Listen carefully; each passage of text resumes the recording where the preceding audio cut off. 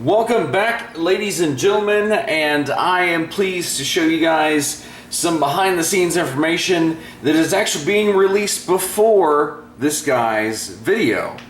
Now, a couple of things that we didn't do in the review is, you see what his feet are? They're basically just guns. Whenever this guy is in his sort of Darth Maul scimitar mode, these actually are on the underside and they legitimately form guns for his vehicle mode, which, I mean, he already has safeguard, and I mean, it's just kind of an interesting thing. But besides those three things, he actually has an additional feature, which, you know, this is something that we don't see on figures a heck of a lot anymore, and that's actually the missile fire feature, which for him, that's actually got a little bit of kick behind it, which I actually enjoy quite a bit. Now in the review, I actually talk about that this is probably a bit of a superior color scheme as opposed to the, 1602 AD color scheme that he had in the show.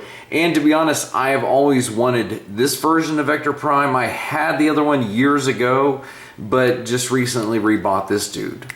Now, there is one thing that I do have to correct that you'll see in the video.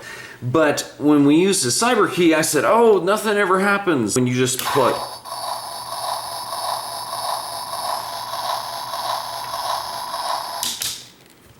Now, when I did that in the review, not a sound came out of his speaker, which is located right here.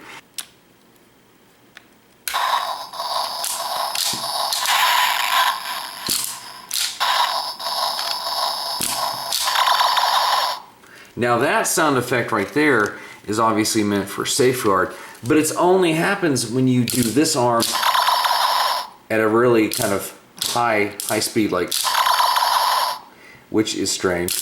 And then the other thing you heard was kind of like a big like impact, which actually it's supposed to be like him wielding his sword a little bit.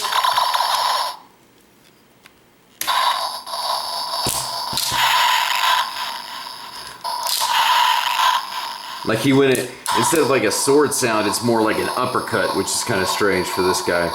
But anyway, I like him a lot. So like I said in the review, is even though he's missing the parallel piece to this battle skirt, if you want to call it that, over here, I forget that it's missing most of the time.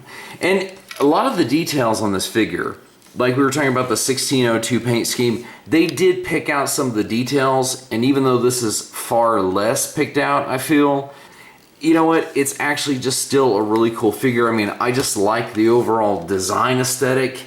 And it is kind of strange because, given my sort of love-hate relationship with Cybertron, I've really kind of started to have, I don't know, maybe a change of position. I still think there's a lot of terrible elements, like the kids, for instance. Every time they're on screen, it's very annoying. I was actually surprised because I went back and watched a lot of episodes and I was like, you know what, this is not as bad as I remember it being. Anyway, guys, I just kind of wanted to show you some of the stuff that I had either omitted or had to correct in regards to Vector Prime.